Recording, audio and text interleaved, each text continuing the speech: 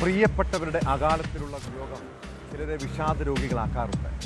ഇനി എന്തിനാണ് ഞാൻ ജീവിക്കുന്നതെന്ന് ചിന്തിച്ചു പോകും. അങ്ങനെയാണ് പലരും ആത്മഹത്യ ചെയ്യുന്നത്.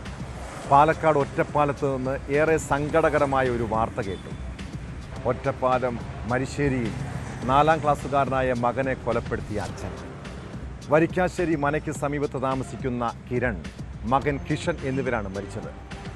ഭാര്യ 2 മാസം മുൻപ് മരിച്ചതിൻ്റെ മനോവിഷമത്തിൽ കുട്ടിയെ കൊലപ്പെടുത്തി യുവാവ് ആത്മഹത്യ ചെയ്തതാകാമെന്നാണ് നിഗമനം.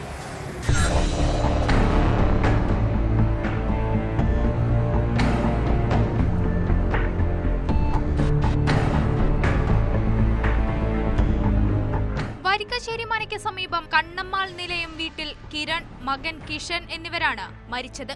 കഴിഞ്ഞ ദിവസമാണ് കിരൺ വിദേശത്ത് നിന്ന് നാട്ടിലെത്തിയത്. ഇയാളുടെ ഭാര്യ 2 മാസം മുൻപ് ആത്മഹത്യ ചെയ്തിരുന്നു.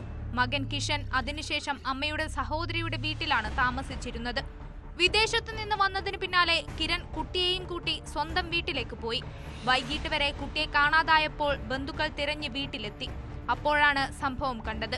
ഞാൻ ക്ഷേത്രത്തിലായിരുന്നു, അവിടേക്കാണ് ഫോൺ വന്നത്. ഓടി ഒന്ന് നോക്കുമ്പോൾ രണ്ടാൾ തൂങ്ങി എവിടെയാണ് തോന്നിയിട്ടുള്ളത്? ഒരു വീട്ടിൽ തന്നെ, വീടിന് മുകളിൽ. ഭാര്യ കഴിഞ്ഞ 1 മാസം വരെ മരിച്ചു.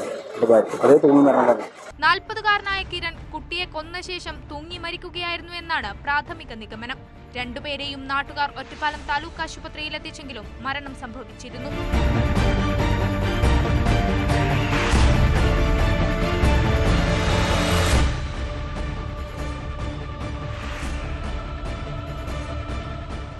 താലൂക്ക് ആശുപത്രി മോർച്ചറിയിൽ സൂക്ഷിച്ചിരിക്കുന്ന മൃതദേഹങ്ങൾ പാലക്കാട് ജില്ലാ ആശുപത്രിയിലാകും പോസ്റ്റ്മോർട്ടം ചെയ്യുക.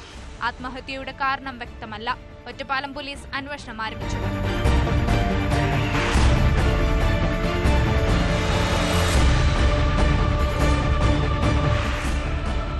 ന്യൂസ് 18 പാലക്കാട്.